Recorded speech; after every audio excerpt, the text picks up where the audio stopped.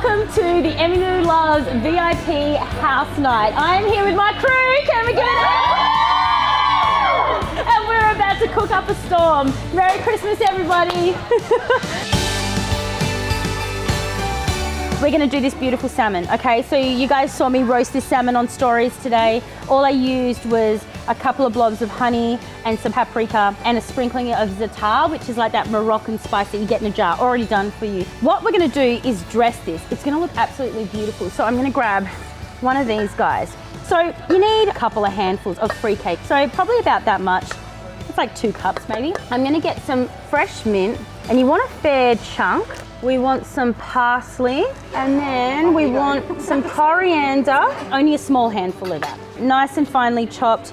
Now I've got some blood oranges here and they're so beautiful. Okay, so I've peeled this. I want to keep this pith on because it is a blood orange, so it's not super thick, it's not bitter like a normal orange. And I'm keeping them into 2 segments and then just chop it in half. I just need a little bit more blood orange in there. And then look at that. How gorgeous is that color? It's so nice. But you could use normal orange if you wanted to. So roughly chopped roasted almonds. Definitely do roasted with this one, guys. It does actually make a difference. It packs a lot of punch into the salad, like a lot of flavor. About a handful, that's all you need.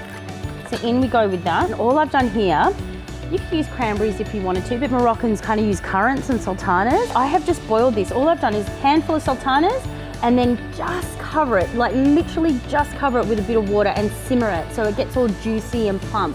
And it has a little bit of liquid as well. I'm gonna mix that with a couple of tablespoons of white wine vinaigrette and olive oil.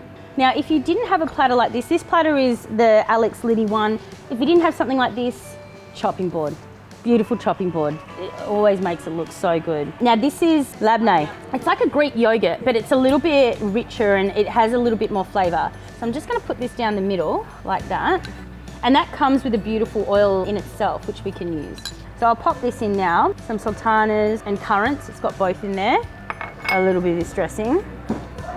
There we go. I know, it smells divine. So I'm gonna topple this, and you're not even gonna need all of this, okay? And you're just gonna dress it like that. Some pomegranate over the whole lot, and it is just glorious.